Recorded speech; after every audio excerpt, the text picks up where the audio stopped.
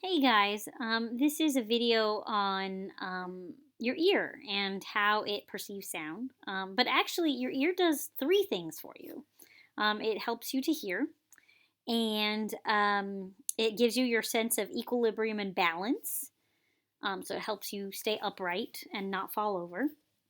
And then it also regulates pressure in your body. So first, the outer part of your ear, the part of your ear that everyone can see, is shaped in such a way that it will reflect sound into your ear canal, and that's like it's also partly how you can tell what direction sound is coming from. But it also helps your process a louder sound, as the most of that sound is being reflected into your ear canal. Okay. And then that hits this part right here, which is called your eardrum. And it's literally just like a thin membrane of skin.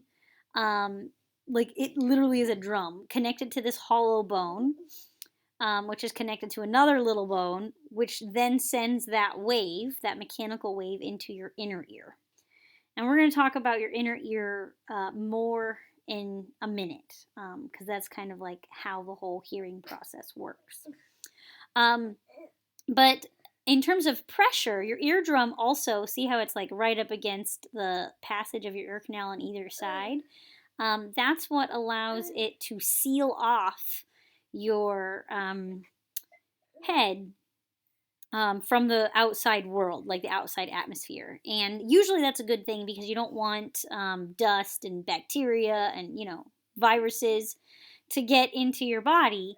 However, pressure differentials are really potentially painful and can cause damage to your body. So your body has to have a way to release pressure. So if you go deep underwater or if you go too high in elevation, the atmosphere doesn't have as much pressure, air pressure, like around your body, and so it can feel like your head is like wanting to like explode, or your head is pounding.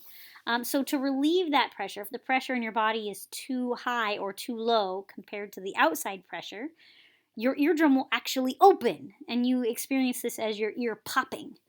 And that allows the pressure inside your body and the pressure to be inside your body to be the same. And so that's super useful.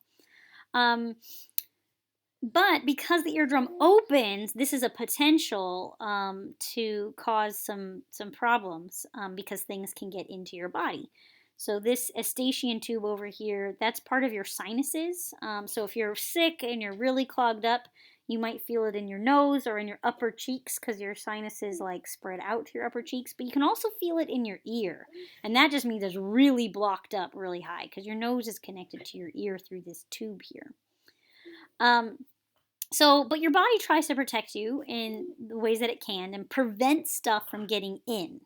And it does that with earwax, right? So your body generates earwax, and the earwax is sticky on purpose to trap things inside of it so that it can't make its way into your body.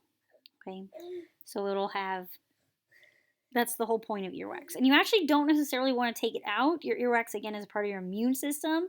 It's helping to protect you. But if you clean it out, you will actually end up if you put like a Q-tip or something in your ear, you won't actually get most of the earwax out. What you usually end up doing is just pushing it back into the canal, and you can get what's called an impacted eardrum if you do that. So you're actually not supposed to clean out earwax. It's supposed to be there. It's part of your immune system. And there's another reason you might not want to put a Q-tip in your ear. And that's because of what is called a perforated eardrum, where you puncture it. And this will actually cause you, I'm sorry, I didn't pause for your chance to like wince and cringe at my graphic picture. The Q-tip here can punctuate, and I've been teaching this same lesson for 5 years, and you guys should all know that I've had 3 students over the course of the year tell me that they've done this to themselves. So I bring it up so that you can be wise and really just don't put anything in your ear like ever. Um, but if this does happen to you, it will take you'll be deaf in this ear for a long time. It takes about 6 to 10 months for this to heal. And apparently it is excruciatingly painful. So seriously, earwax is good for you. Don't put anything in your ear. Okay. And then again, going back to that sound, we get past that eardrum, we're going into that inner ear. Okay. And that inner ear is filled up with what they're called hair cells. And they're just called hair cells because when you look at them under a microscope, they look like hair. They're not actually hair. They're very different. But your inner ear is filled with just rows and rows of these things.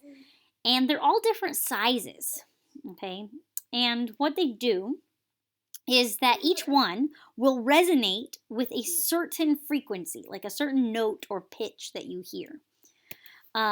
So you have thin ones, really, really thin ones, and they resonate with higher frequencies. And then you have thicker cells that resonate with lower frequencies. And if you've ever played like a stringed instrument, like a guitar or a violin, it's kind of the same thing. Like the thin string will play a higher note, and the thicker string will play a lower note. Okay. So you have thousands of these cells in your ear, and they're all different sizes because they have to be different sizes in order to detect different frequencies. And then your inner ear sends these signals, like whichever cells are activating, send these signals to your brain, and your brain is able to put it all back together, and you can like listen to the music or the person you're listening to. You can hear them talking. Like your brain processes all of that and makes sense of it. The high frequency cells are more fragile because they're smaller, they're thinner. And if one of these hair cells dies, it typically does not grow back. So over time, you lose hearing sensitivity, like you lose the ability to hear certain frequencies. Now, if you experience a trauma to your ear, you can lose hair cells of any frequency, but you're most likely to lose the higher frequencies first. Like the higher the frequency, the more likely you are to not be able to hear it as you get older. So over time, your hearing loses sensitivity as you lose the ability to hear those higher frequencies. Okay. And so you can, at this time, go and take a hearing test and see what frequencies you are still able to hear. Okay. So if you go to this website, it looks like this. And these are what are called mosquito ringtones. And the idea of a mosquito ringtone was that you could download a ringtone that you yourself could hear, but that maybe your teachers and parents could not. Turns out, though, that younger people right now, people in their teens and their 20s, are experiencing what is called premature hearing loss. So many of you are losing your hearing faster than previous generations, and we'll talk about some possibilities for why in part 2. But basically, when you're doing this, you might want to, if you want to be nice to the people around you, you might want to do this with headphones. You don't have to, but these are going to play some very high-pitched, very irritating sounds. When you're doing this, you should do the 8 kilohertz one first, just to make sure that your speakers are working enough. Not all speakers are able to play frequencies that are this high, but most in your computers and your phones should be able to do it no problem. And then after that, you just start with the highest one, and you play the highest one. And if you can't hear it, you go to the next one, and the next one, and the next one. And you find what is the highest frequency that you are still able to hear. Okay? So I'm going to stop this video here, give you a chance to do that activity, and then I will pick up with part 2.